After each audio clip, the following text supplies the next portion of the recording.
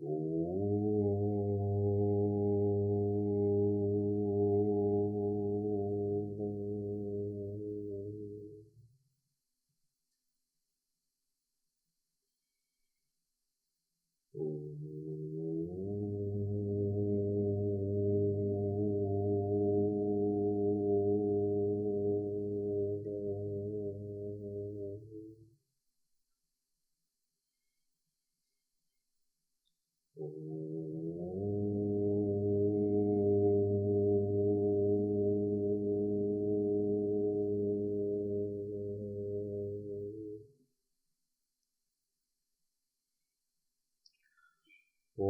Shri Ganeshaya Namaha.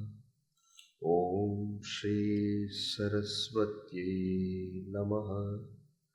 Om Shri Gurubhyo Namaha. Shruti Smriti Puranana Alayam Karunalayam Namami Bhagavad Pada Shankaram Lokashankaram Samasta Jana Kalyane Niratam Karunamayam Namami Chinmayam Devam Sadgurum Brahma Vidvaram Mukam Karoti Vachalam Pangum Langhayate Girim Yatkripatamaham Vande Paramananda Madhavam Paramananda Madhavam.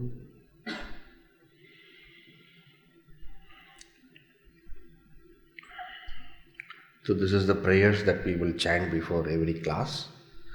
So Sugandha will teach you all.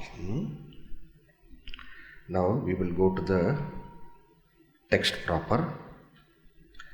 This text, what you have in your hand, Bhaja Govindam, which literally means worship Govinda. Bhaja, worship.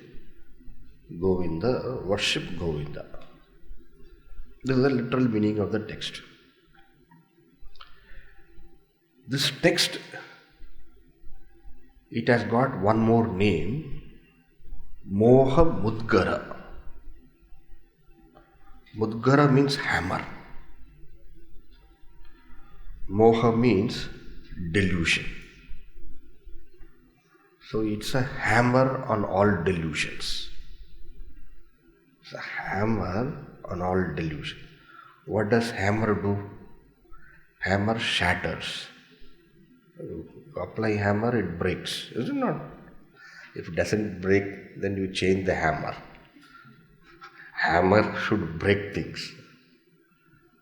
So, you apply this hammer and all delusions will be shattered. Now, what is delusion? Delusion is our wrong thinking. See, there is one thing called illusion, another called as delusion. Illusion, delusion. Suppose in a desert, I see mirage. Yeah? Desert, I see mirage. That is illusion. And what is delusion? Suppose I imagine myself to be a rat. I imagine myself to be a rat. Then my behavior also will be according to that. Then whenever I see a cat, I will run away. Natural. Because I imagine myself to be a rat. Now this imagination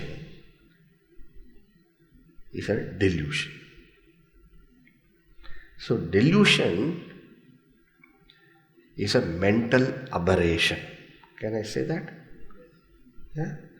It is a mistaken thinking. Sometimes delusions can cause illusions. That cat is poor cat. The cat is only standing there and saying meow, meow, meow. I imagine the cat is planning to attack me. Then I think that cat is a very dangerous cat. You see, delusion can reflect also outside. The most common delusions are, many delusions are there, but in Vedanta, if you see how delusion expresses as illusion, one very common example in Vedanta we use is rope snake example. Rope snake. Have you heard this example? In the dusk, when the light is less, I have a natural fear of snakes.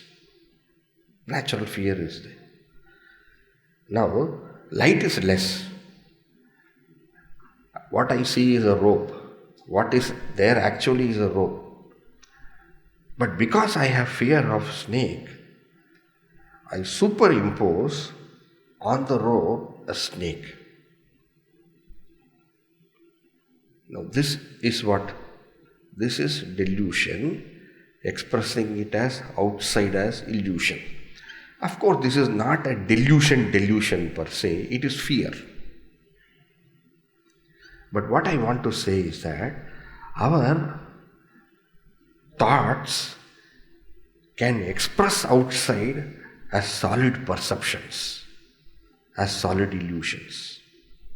Our thoughts, something or the other, some problem, can express outside as very strong illusions. It is also true that all illusions are not because of delusions. We have mirage. That mirage will be there. But mirage will be there because there is some phenomenon of light. Those of you who have studied some physics will remember something called as total internal reflection. Right? So because of that light rays, you have a certain experience of mirage in a desert. Now, to consider that mirage to be real, water, that is delusion.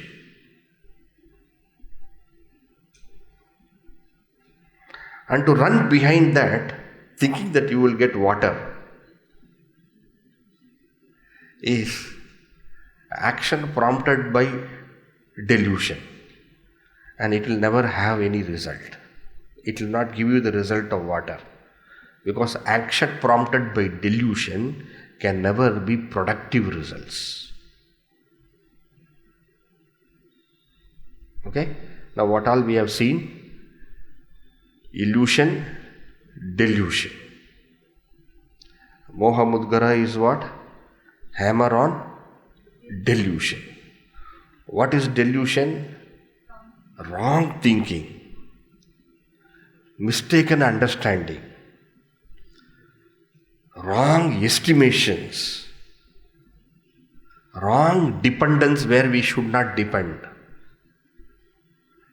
asking for joy in some place where there is no joy,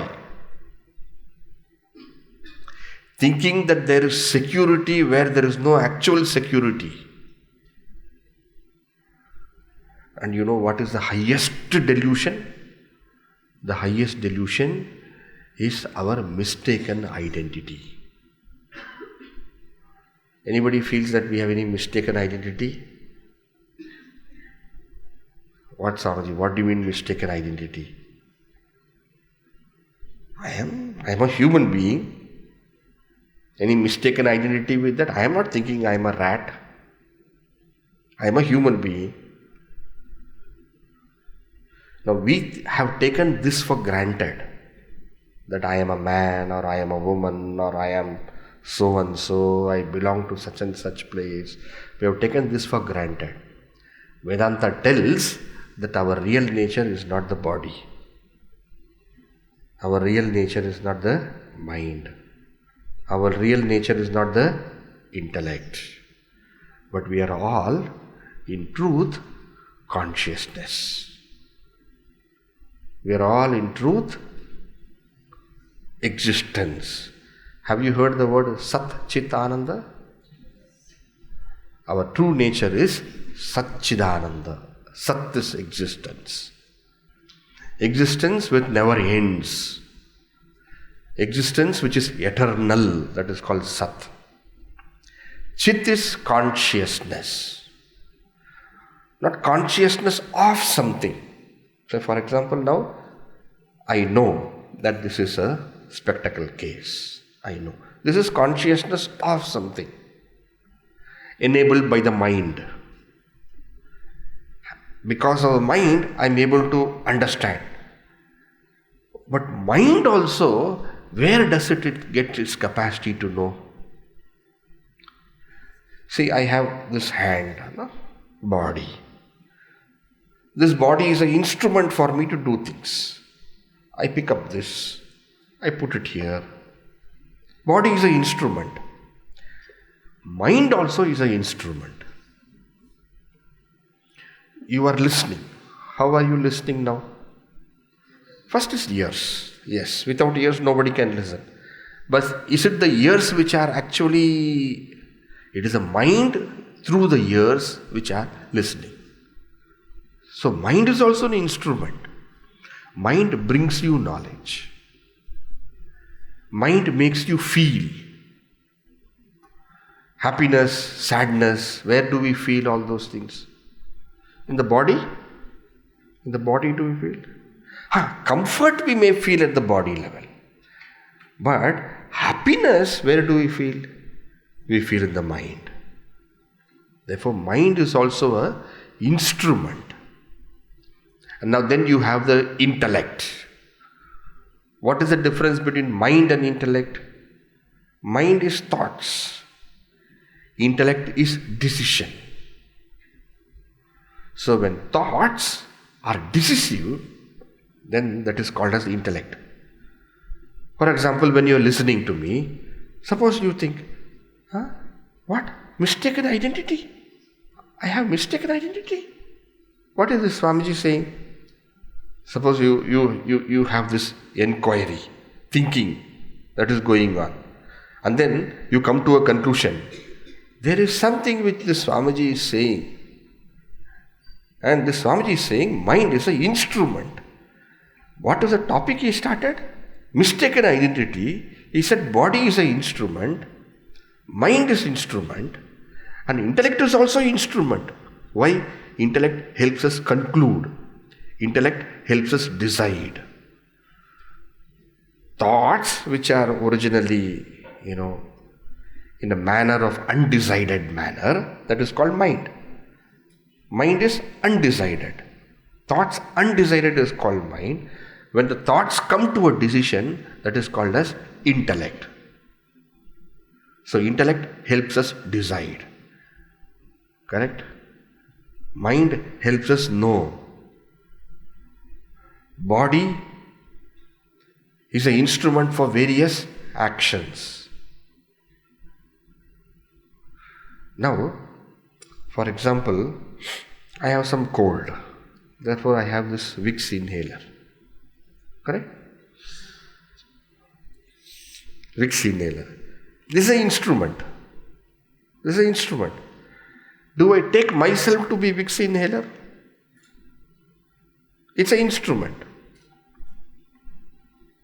But do I take the body to be me? Yes or no? Yes. Remember, very interesting. This Vicks inhaler I am able to experience. Whatever I am experiencing is not me. Simple. Whatever I am experiencing is not me. Experiencer is me, experienced is object. Yes? You are not saying yes? No, I am not saying you should say yes. Think and say yes. What is experienced is object. What is experiencer is subject. Vicks inhaler is experienced. Therefore it is object. I am subject, experiencer. Subject is me, object is not me. Correct? Yes. Now, are you able to experience your body? Yes. This is an instrument. I experience it as an object. It is not me. Body is also instrument. I experience the body. Then how is the body me? Body is also experience. Body is also object. There is something within me which knows the body. That is me. In deep sleep, do I have experience of body? Am I not there? I am there. I am not dead. I am there. But I don't experience the body. Meaning, without the body experience also I can be there. It's like you say, my hand, my nose, my eyes. That means my is something else. Yes. So like how when we say my, whenever we say my, what is mine is not me. Right? So I say my body. Therefore body is also not me. For how many of you this is all totally new? Totally new. What Swamiji was saying is totally new. Give a thought. Give a thought. It is not that today only we should decide on all points. Give a thought. I'm not saying you must accept because I am saying. But I would like you to think carefully about it. Because spiritual knowledge is not something which you can comprehend by faith alone. Spiritual knowledge also, for every knowledge, we have to use our intelligence to understand. But please think about the logic which is used. So if the body is an instrument, if body is experienced, if with respect to the body I say my, then the body cannot be me. So anyone who says I am man, anyone who says I am woman, they have got what? Mistaken identity. Mistaken identity is called delusion. Bhaja Govindam is a hammer on delusion. The notion I am the body is a basic delusion which we have all taken for granted. And because almost everybody has the same delusion, therefore we think it is a normal. Therefore we think this is truth. But there are some wise people who have known that true nature is not body, and those wise people, for example, Adi Shankaracharya, he gives us the knowledge. You must have heard a beautiful stotra. Mano buddhya hankara chittani naham nacha shrotra buddhi nacha grana netre. Have you heard this? Mano, mind, buddhi, all these things I am not. Why? Because I experience them. I know them. I objectify them. I am not the object, I am the subject. Same way mind also. Right? Same way mind also. Do we know our mind? Yes, I don't know the mind like I know my hand, my body, but do I know my mind? Suppose I ask, do you understand? No. How are you able to tell that? Because you are able to see your mind. Are you peaceful? Yes. How do you know that? You are experiencing it. You are seeing it. Suppose you get irritated, then you tell, don't irritate me. Aren't you seeing your irritation? So this irritation, this happiness, this sadness, this peace that we all experience at the level of the mind is also what we know. So we know our thoughts. Sometimes we try to infer other person's thoughts. We know our thoughts. Sometimes we try. This is what you're thinking, na? No, I'm not thinking anything like that. Hey, tell the truth. This is what you're thinking, right? So we can also know what we are thinking. Think carefully. Think carefully. Then immediately when I say think carefully, what you do? You try to think. Think carefully. What? We can also control our thinking. Like how I can take this and keep it here.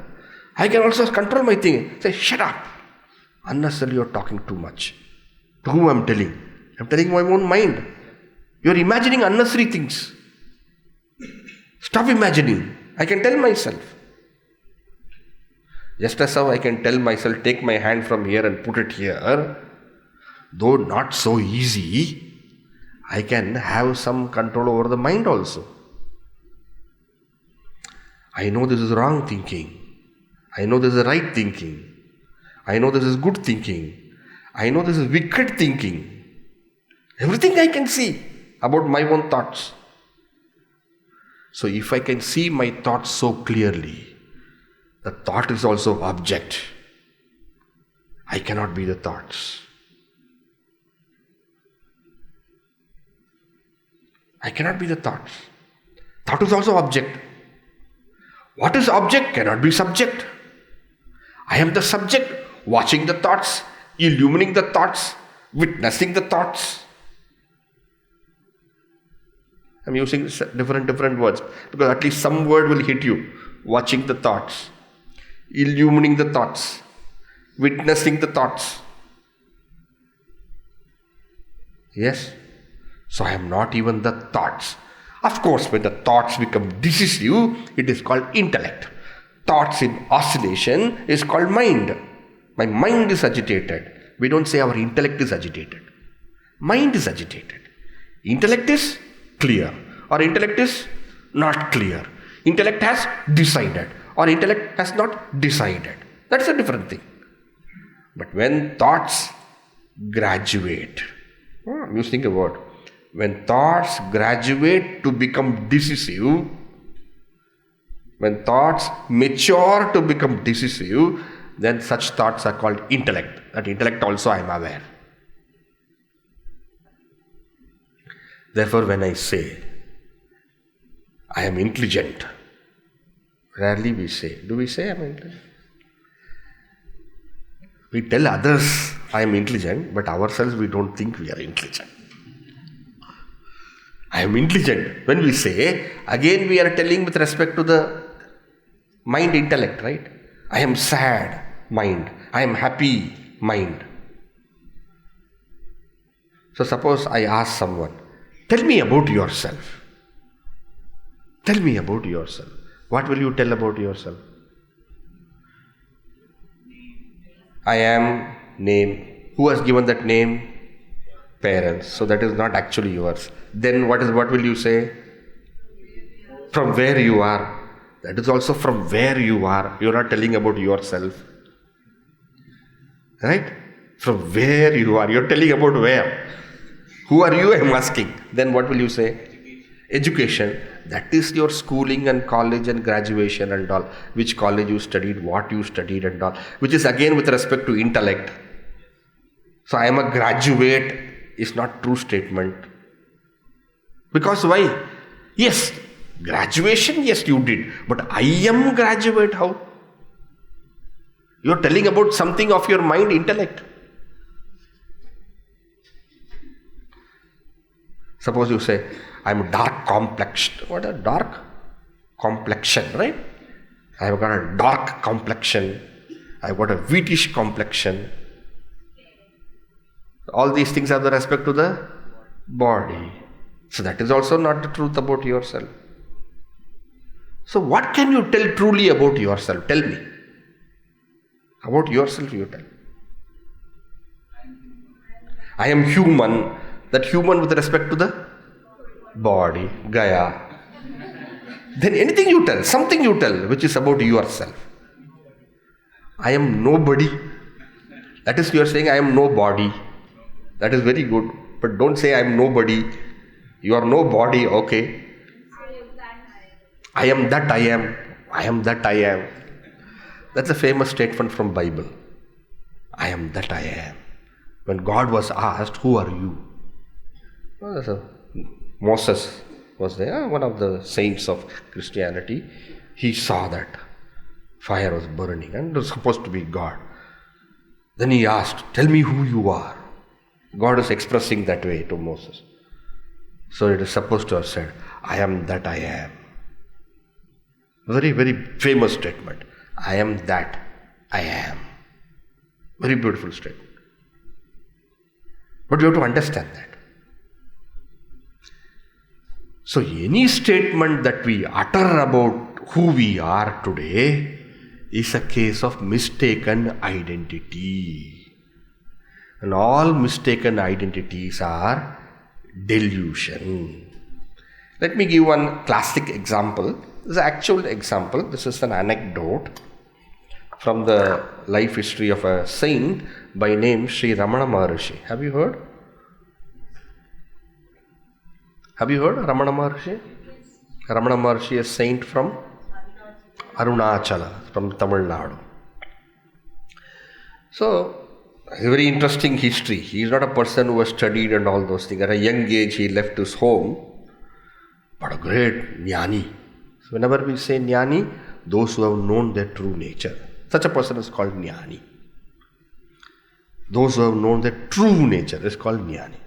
So somebody went to Ramana Maharishi, not somebody, she was a wife of the general, British times, wife of a general. She went there. Went to meet that saint. So she went and asked Ramana Maharishi, I would like to know God. Can you please help me? I would like to know God. Bhagavan Ramana Maharishi said, forget about God for some time. Tell me who you are. So immediately said,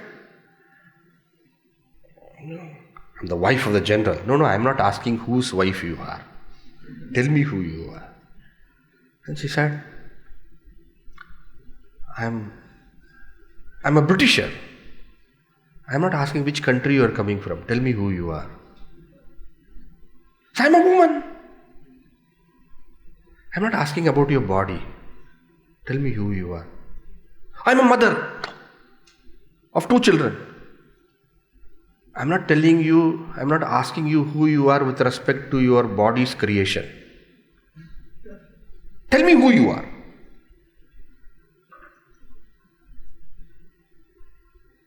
Suddenly she did not have any answer. Tell me who you are. First find out who you are, for in finding out who you have found God.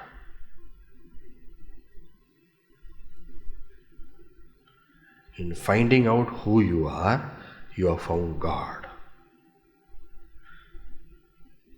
We say God is everywhere. Where is God? God is everywhere. What do you mean by that? God is everywhere.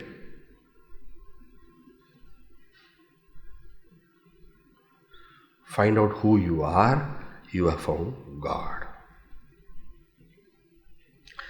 This finding out who one is, well, I can give you the answer. But because I give you the answer does not mean you have found the answer. In mathematics books and all, they have sums. And in the last pages they have answer. So you read the question.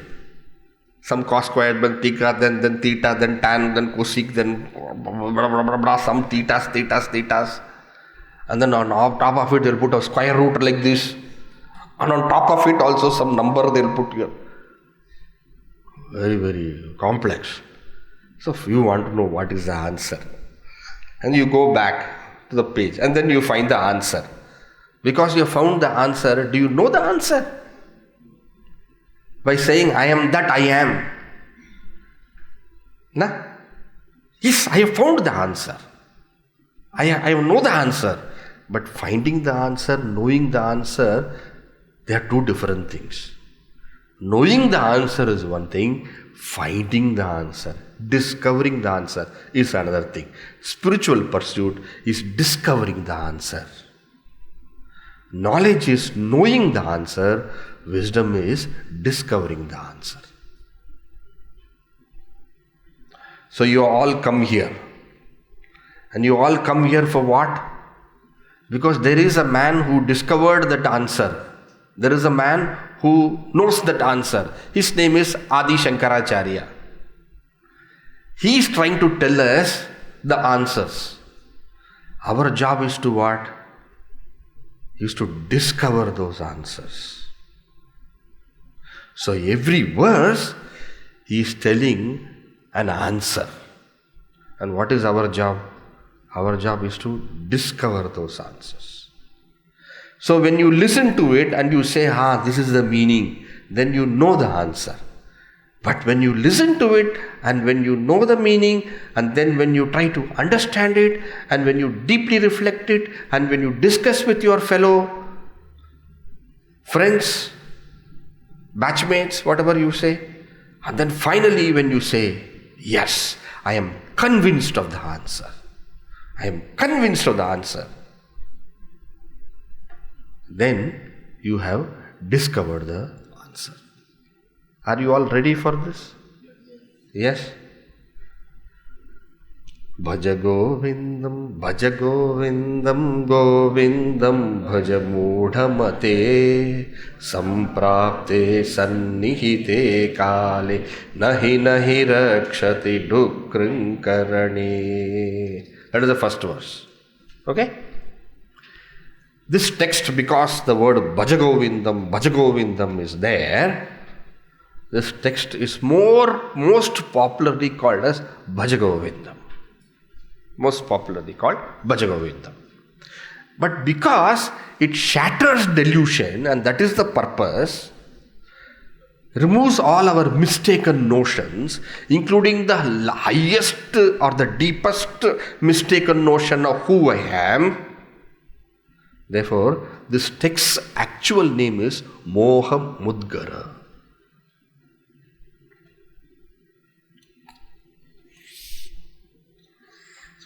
There is an interesting story about this text. Or interesting story means how it happened. That how these verses came. Adi Shankaracharya, I think around some 14 disciples or something, they were all walking in Kashi, probably going to a temple, probably going to the Ganges, probably going somewhere, but they were all going. Maybe to the Ganges when they were all going. On the banks of the Ganges, Adi Shankaracharya saw a very old man. Very old man. Probably in his 85s, 90s. An old man. And this old man was memorizing some grammar rules. Yeah, we appreciate an old person putting effort. Nah? It's a very usually old person. What do the person do? I am retired. I am retired means what? I am lazing around. All I do is read newspaper and watch TV. But somebody who takes up some effort and does something, it is always worthy. And especially at that age, a person is memorizing grammar rules. You all know, you may not know.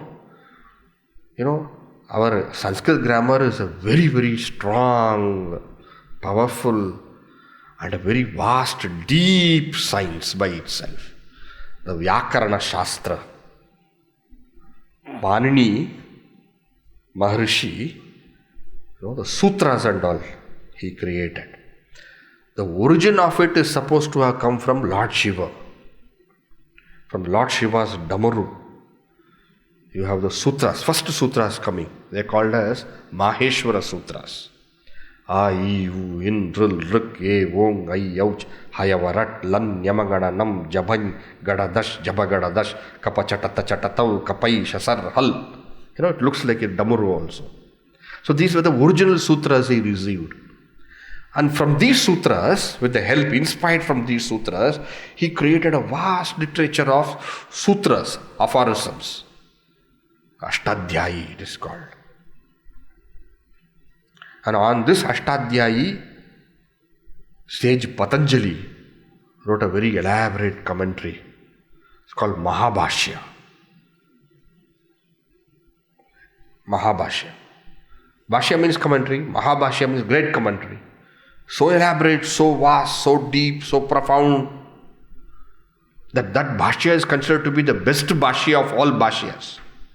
So many masters have written Bhashyas on so many subjects, commentaries.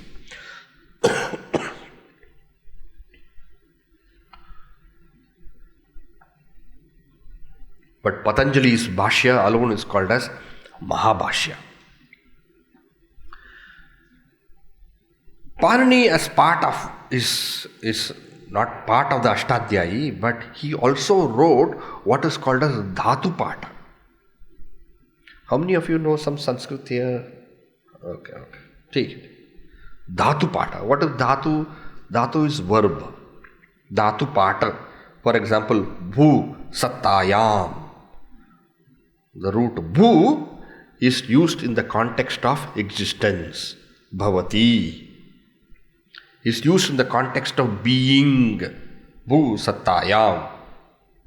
Like that, these dhatu means root. Each root, its context, its meaning, in which context it is used. A list of all roots and the context in which they are used. That is called as dhatu pata. Okay? In Sanskrit you have many, for example, all words and their synonyms have been put together as Amara Kosha. Many koshas are there. Halayuda Kosha, Amara Kosha. So many koshas are there. So all of them, what they do when they put in form of koshas, what students do is that students memorize it. And once you memorize it, then it is always available. You become the library. Imagine all the Sanskrit roots and all its meanings you have memorized.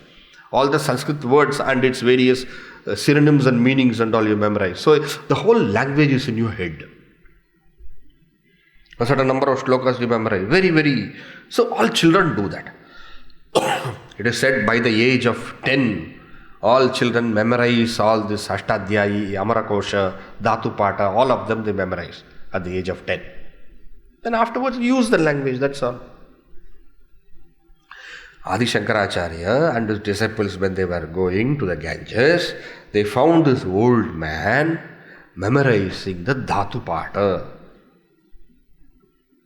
So one of this Dhatu Pata is Dukrin Karane. So it is used in the sense of Karane. Karane means doing.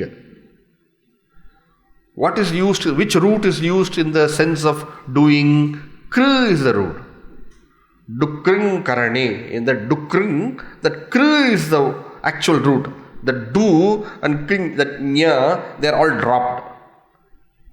Only Kr is there. So the root Kr is used in the sense of doing. So he was memorizing.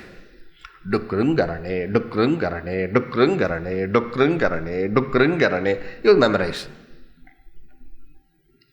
Shankaracharya went there and he saw this old man putting all his attention to memorizing this grammar rule. Immediately compassion came from his heart. And then he burst as a verse. See, poets, something triggers them. Poetry flows. The whole Ramayana was thus triggered to Valmiki. You know, I do not know. When he found those croucher birds shot by the hunter, and then one bird, the male bird, had fallen down and the female bird was feeling so piteously crying. This evoked in Valmiki Rishi the Ramayana. That is how, poets and saintly poets, the same way, when he saw this old man, so old that, when we say old, that means what? Any time death can come. But when we are old, we know death is very near. When we are young, probably we don't recognize it. Death can come anytime. We all know that. We are sitting here, suddenly earthquake happens. Anything can happen. We know that. But we don't think all those things will happen. We have a certain confidence in a certain age about life. We don't think about those things. But when one starts become old, then one sees the presence of death. One knows it is coming. This old man, at this point of time, what is he doing? He is memorizing grammar rules. Children do that. They must do it. Now this old man, at this point of time, is memorizing grammar rules. Immediately to this saint, Adi Shankaracharya, to the jnani. Who's jnani? One who has found oneself, his true nature. And finding this true nature of oneself is the highest achievement, is the most noblest achievement. Because you have put an end to all delusions. And as long as this delusion is there, I am so and so, I am an individual. When one is an individual, then naturally the limitations are there. See, when I am different from you, the three possibilities. I like you. After some time I say I like you. Or I can say after some time I hate you. Or after some time I can say I don't care about you. Raga, Dvesha, Udasin. Like Raga, hate, Dvesha, and nonchalance. I don't care. That is called as Udasin. So as long as one is one of the many, carefully what I am saying, as long as one is an individual means one of the many, then what will be there? Likes will be there, dislikes will be there. All these things are part of it. Are you able to comprehend? Each one of us, when we take ourselves, we have a list of things what we like, I like. And we have a list of things what we dislike. And we also have a list of things what we don't care about. It's okay. Meaning, when one is an individual means what? One of the many. Then each one's life will have to be a compilation of likes, dislikes. And these likes and dislikes, they cause their own repercussions. When I like something, I desire for it. Right? I run towards it. When I dislike something, I run away from it. And the interesting thing about life is, what we like runs away from us. What we dislike comes running towards us. That is the interesting thing about life. But then, this likes and dislikes which are there to me, why are likes and dislikes there? Because I am an individual. What do you mean by individual? I am one of the many. When I am one of the many, likes and dislikes will come. And when likes and dislikes are there, actions for gaining the like, actions for going away from the dislike will be there. And when I perform these actions based on likes and dislikes, then my mind is bound by love, hate, all kinds of emotions. In other words, I become a bound person. So what did I say? When I am an individual. When do I become an individual? When I take myself, my body, my mind, my intellect to be myself. Then I become one of the many. I become an individual. And when I have a sense of individuality, when I am an individual, then what happens? Likes, dislikes, all those things come. When likes, dislikes, all those things come, then I am bound by my own likes, dislikes, and all those things. I become a bound individual. Such a bound individual who has got desires, such a bound individual who have got strong likes and hates, such a bound individual who performs various actions, and because of those various actions gains various results. Such a person takes birth after birth to exhaust the karma. What do you mean such a person takes birth after birth? I do an action, then I need a result, is it not? But this body is only for a certain time. Then what will happen? I will take a new body to experience the result. Why have I taken a new body to experience the result? Because I have done an action wanting the result. I have wanted the result. Why did I do that action wanting that result? Because I have likes and dislikes. Why did I get likes and dislikes in the first place? Because I identified myself with the body, mind and intellect and became an individual. Why did I become an individual? Because I did not know my true nature. Not knowing my true nature, I have become identified with the body, mind and intellect, become an individual, one of the many. Likes and dislikes become natural to me, and based on likes and dislike I perform actions, and to reap the result of the actions I go ahead, birth and death, birth and death, birth and death, birth and death. This cycle of samsara goes on. This cycle of birth and death is called samsara. Am I telling too many things? Am I telling too many things? Nobody is saying yes or no. Yes, I know I am telling too many things. But if I don't tell now, when will I tell? And you all come to hear all these things only. So shall I say this again, what I said? This is very important. I don't know myself. Starts from here.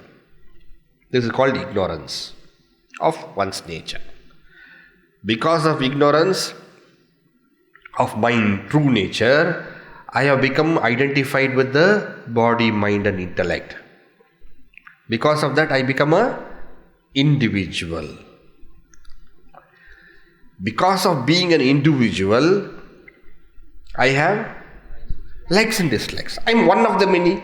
Therefore, what is my connection with something? Like or dislike. Something will be there. And this likes and dislikes prompts me for action. Action will give results. To enjoy the results, birth. In that birth also, same problem continues. I don't know myself. I take myself to be an individual. I have likes and dislikes, and because of likes and dislikes, I do actions, and to enjoy the result, to reap the results of the action, again birth. Goes on and on and on and on. This series of births and deaths caused because of the basic problem of not knowing who I am, because of which I become an individual with likes and dislikes, performing actions based on desire or anger or greed or jealousy, whatever you may say. And to reap the result of those actions, again I take birth, and the chain continues. This chain of life, of birth and death and birth and death is called as what? Samsara. Why should it be called as samsara? In Sanskrit, every word will have a meaning. Samsara, you see. Samsara is samyak sarati. It non-stop goes. It endlessly goes on. That is called samsara. Sarati. Sarati is to move. For example, river also sarati. Something also moves. Sarati, we say. Samyak sarati means what? Non-stop it goes on and on and on. That is called a samsara.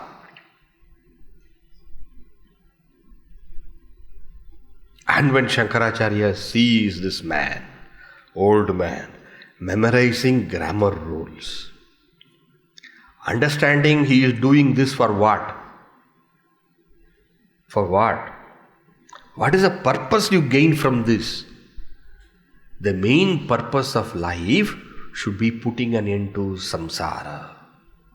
That should be the main purpose. How long this will go on? Yes, I memorize grammar rules, and when I get memorize rules, I'm master of language. When I'm master of language, I get a job related to that subject. And because I get a job in that subject, then I get money out of that job. And because I get money out of that job, I have a certain status in life. And because of certain status in life, what happens? I get certain respect in life. And because of a certain respect in life, I get a certain glory in life. And because of a glory in life, I get certain wealth in life. And because of the wealth I have, I can invest it in more and more. And when I invest it more and more, what happens? I get more and more. This goes on and on and on, life after life after life after life. Birth and death, birth and death, birth and death. Samsara goes on for you. Oh, old man. What are you doing now memorizing Sanskrit rules? Should there not be a deeper purpose in life? Are you going to waste your whole life, even this old age, in this only? Searching for something of this world? Name and fame and glory and respect? Wealth and pelf? Is this how it is going to be forever? Is there no end to it? So with these thoughts surging in his heart, unable to control that surge of compassion, that explosion of compassion in his heart, it broke down automatically from Shankaracharya's mouth. Bhaja Govindam, Bhaja Govindam, Govindam Bhaja Mudhamate, Samprapte Sannihite Kale, Nahi Nahi Rakshate Dukrang Karane. When death comes and knocks at your door, telling you it is time to take one more birth, this is a grammar rule. Nahi nahi rakshati dukrang karane. This grammar rule is not going to save you from birth and death cycle. When that kala comes, kala, yama. Yama, death. When the death comes to you, to put an end once and for all to that death and birth and life or birth and death cycle, this is not going to help you. What is going to help you? Bhaja Govindam, Bhaja Govindam, Govindam Bhaja Mudhamate. Mudhamate means deluded. Fool, yes. Mudhamate is deluded fool. What it means, delusion you all know. Delusion is what? Wrong estimation. What is the greatest, highest, basic wrong estimation? Not knowing one's true nature and taking oneself to be this body, mind and intellect. That is the greatest delusion. So Mudhamate is not only that old man, hum sab hai, Mudhamate hai. Why Swamiji, I am Mudhamate? Because I also take myself to be the body, mind and intellect. And I also do all these things as old man is doing. I am also doing all these things, old man. But Swamiji, I am not memorizing grammar rules. That is only an example of not doing the most essential thing in life. That is an example of missing what is the most important thing to be done and engaging ourselves in all petty, paltry, useless, finally nothing, amounting to nothing. Our life is an addition of zeros. However much zeros plus 0 plus 0 plus 0 plus 0 plus 0 up to infinity you do, you get only 0. There has to be a 1 before that 0. Not 1 after the 0. What about God later on, after? But the 1 should be the first, then everything else meaning. Therefore Shankaracharya says, Bhaja Govindam, Bhaja Govindam, Govindam Bhaja Modamade. Shall we read the verse once together and then we will go forward, okay? Bhaja Govindam, Bhaja Govindam, Govindam Bhaja Modamate, Samprapte Sannihite Kale, Nahi Nahi Rakshati Dukrinkarane. Bhaja Govindam,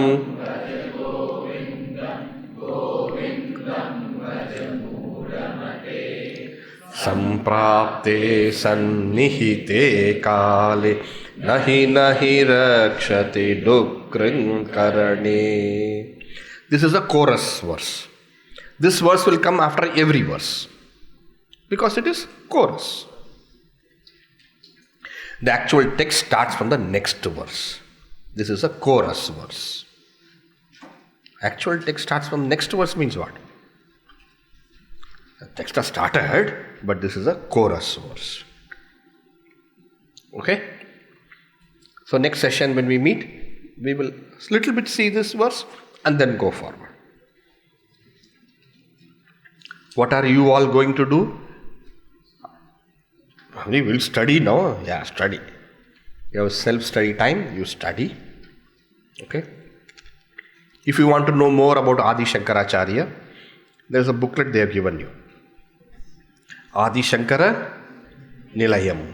There you will find the life history of Shankaracharya in short. You can go through that. Even Gurudev's commentary has got a wonderful, simple, effective biography from a different spirit. It is there. Go through that. And then first was also whatever we have discussed today, they'll give questions for you for reflection and wish you all the best. Okay? I know all of you are what you call open and listening. I can understand that. I can see that. But ensure every moment you spend on this thinking. What was discussed in the class, you go deeper into that. Okay?